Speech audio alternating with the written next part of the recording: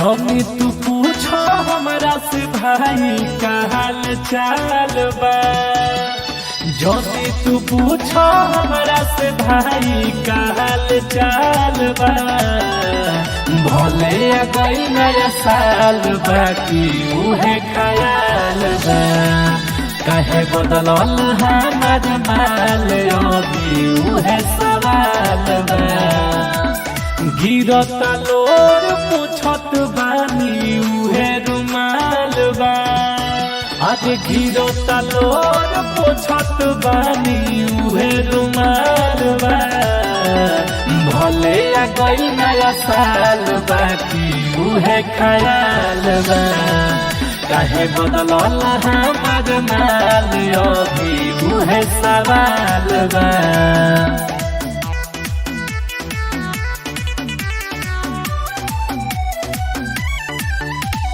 Music by Vikas Rosa.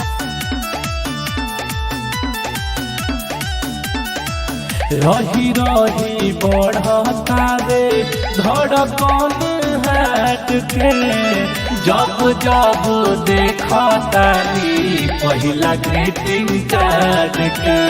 अरे देख के पगला जातनी रे। रही रही बढ़ता रे धड़कन हाट के। जब जब देखतानी पहिला ग्रीटिंग कार्ड के। अब तो हमके लागत बाटे ई सब काल बा।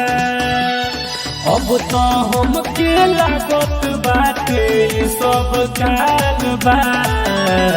भले गई नया साल बाकी उहे ख्याल बा।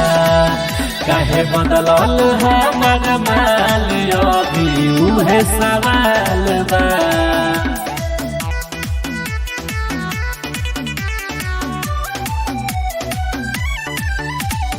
Music by Vikas Rosa.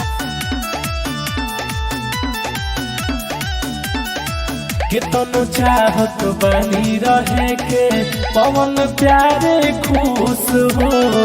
बाकी विकास के दिलवा करे के महसूस हो।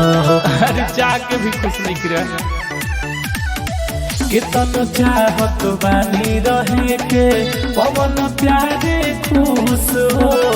बाकी विकास के दिलवा करे के महसूस हो। राइटर मिथिलेश बुझत अब तो सब लोग के चाल बा। आज राइटर मिथिलेश बुझत अब तो सब लोग के चाल बा। भले गई नया साल बाकी उहे ख्याल बा। काहे बदलल हमार माल अभी उहे सवाल बा।